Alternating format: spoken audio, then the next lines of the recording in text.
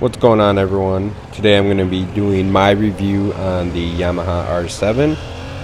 I have over 1,000 miles on the bike now, so I figured it'd be a good time to go over my thoughts.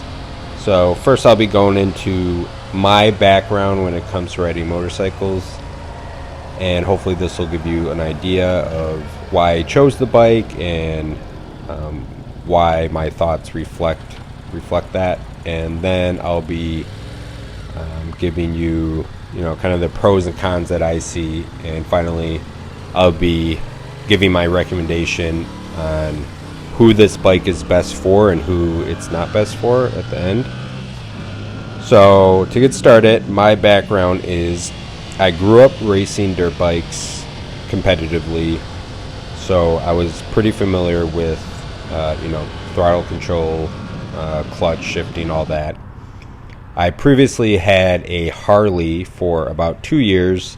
Didn't ride it too much, but I enjoyed it. It was a nice bike. And then I sold that and was looking a couple of years later to get another street bike. And this time I went for a more sports bike and landed on the Yamaha R7. So with that said, my overall thoughts are I absolutely love the R7. I'm enjoying it so much. It was a great choice for me. And I'll go into why I think that your enjoyment and happiness with the R7 is going to be fully dependent on what you're looking for in a bike.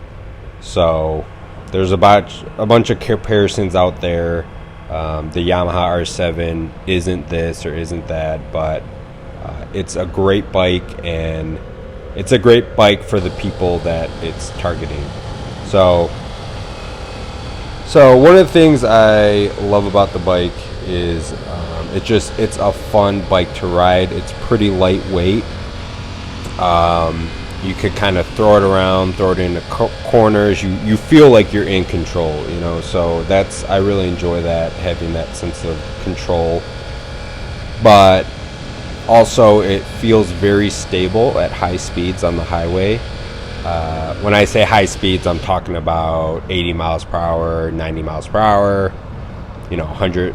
But I have not thrown it high into the, triple digit range, as fast as it can go, like 130, 140. I haven't done anything like that, but talk about 80, 90, 100, up in that range. It feels very stable on the highway. So it's the perfect balance weight wise of you feel in control, you can throw it around, but it's also heavy enough that you're not going to get pushed around too much on the highway. There are cases where if the wind's really bad, you kind of, like anything else, you got to lean into the wind a little bit. Some other things I really like about the bike is the low down power on this thing is incredible.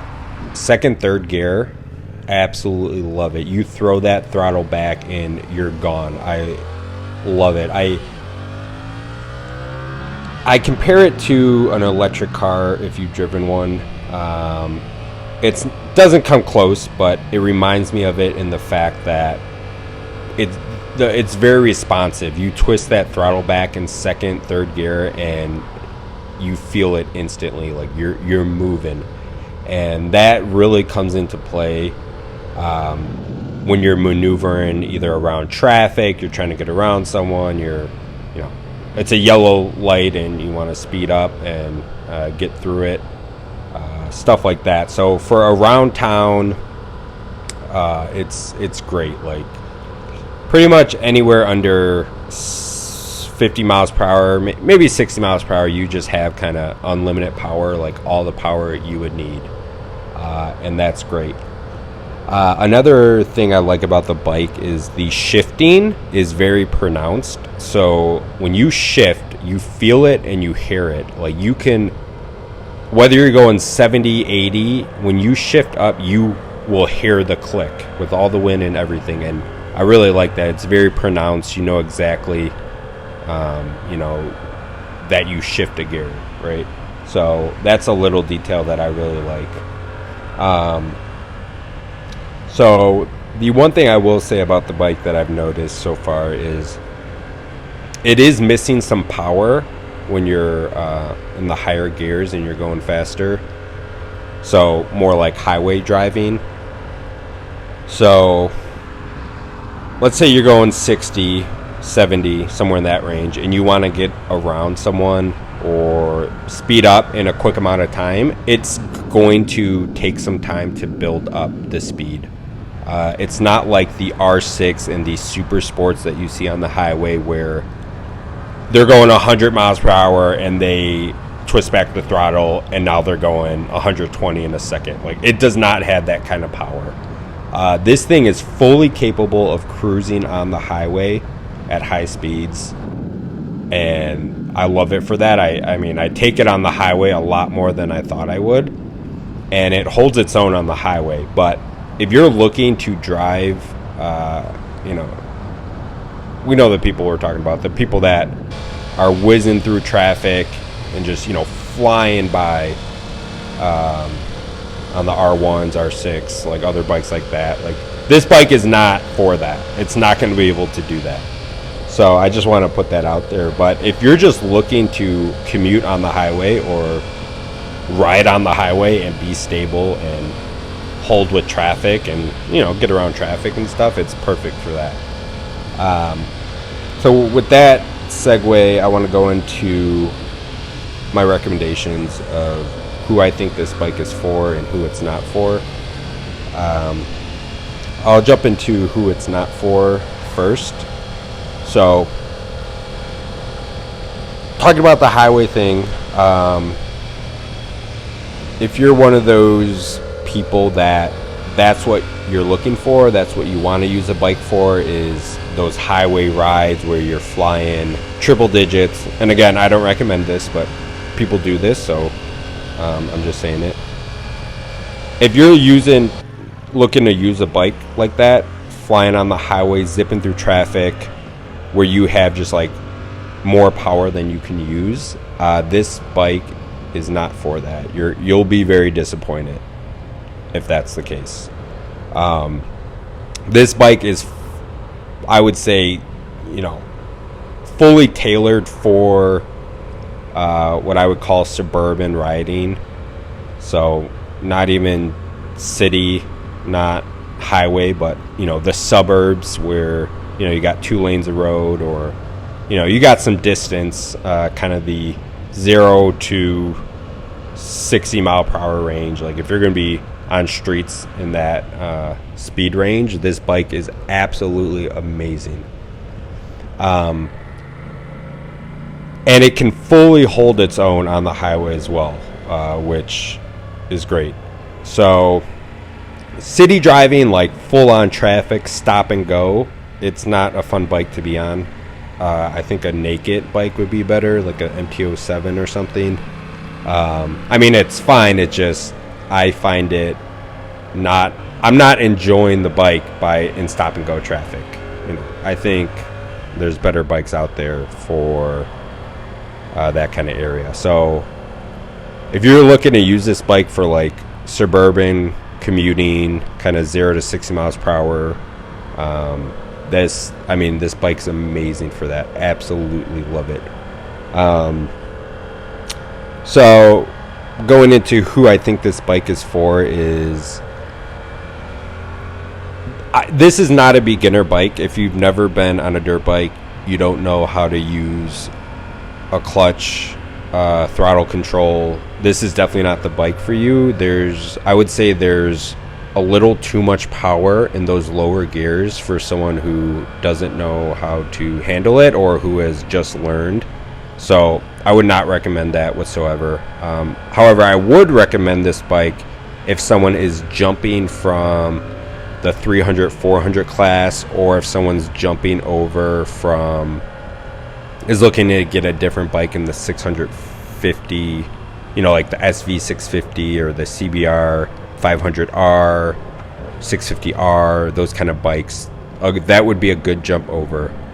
Also, in my use case, I think it was the absolute perfect bike for me even though I hadn't ridden street bikes a lot, I was coming from a dirt bike background, and because of knowing my throttle control and just, you know, ripping around on the dirt bikes at high speeds, I kind of already had that built into me. So I think if you're coming from a background like that, you would find this bike way more enjoyable than something like a 300, because you have the power, and if you know how to use it, you're going to have a blast. So yeah, I think it's a great second bike if you're coming from that 300, 400 range, or it's a great first bike if you're coming from some kind of motorcycle background like dirt bikes, or you've been riding Harleys or something like that. Like you have that foundation of that throttle control down. Other than that, I can't say much about the track part of it. There's some videos. If you're looking for a track bike, I have no idea. I haven't taken it to the track. I haven't been on a track ever. So I think this is more geared towards the weekend warriors. You want to go out and just enjoy a ride, or you're commuting with maybe not city traffic, but more like suburban traffic. And I think that's what it's perfect for, and I think those are the people that are going to appreciate the bike the most. If you're looking for pure speed and performance, you like the R6s, the Gixxer, 600s, that those kind of super sports, like a true super sport, the R7 doesn't compare. It's just not part of that category. And so you just have to decide what you want out of a bike, and just line it up to what the R7 is capable of, and that's going to determine if you enjoy it or not. And I really think this is for a specific target market, and it's not supposed to replace the R6, and maybe the R9 will do that, but overall I enjoy this bike. It's an absolute blast. I put more miles faster on this bike than I did with my Harley in 2 years. So I just, I can't say enough good things about it. I really enjoy it. If I could change one thing, I wish it had a little more power in those higher gears on the highway, because there are certain situations where you would, like to go faster in a short amount of time. But other than that, it's fully capable. I feel stable on the highway. I haven't had any issues with the bike reliability wise. It's giving me no issues. And I will say, since I've passed the 1,000-mile mark, I've been enjoying the bike even more, because if you look at the owner's manual, they'll tell you don't keep the bike over 5,000 RPM, 6,000 RPMs between these until you get up to the 1,000 miles on the bike, because of the engine break-in. So I followed that, and since I've been at the 1,000, I've been enjoying the bike even more, being able to just rip through the gears, and I love the power band on it. It's really an enjoyable bike, and I'm very happy with this, that I went with this. I was previously looking at the SV650, the CBR 650R, the CBR 500R, and the Z650, and I would compare this bike in that class range. Like it does a similar thing, but I'm really happy I went with the R7. The seating on it's pretty comfortable. I've never been on a sport bike. The first probably 2 or 3 days I was pretty uncomfortable, but that just was an adjustment. But after that, I can ride it for well over an hour, close to 2 hours, before I start to get uncomfortable. So yeah, if anyone has any questions, let me know in the comments. I'll do my best to answer them. And yeah, again, I'll just reiterate, absolutely love it. And I just think how much you enjoy it is going to depend on what you're looking for in a bike, because for what it is trying to do, it does an amazing job at, and I really think it is a great bike. So yeah, let me know if you have any questions, and thanks for watching.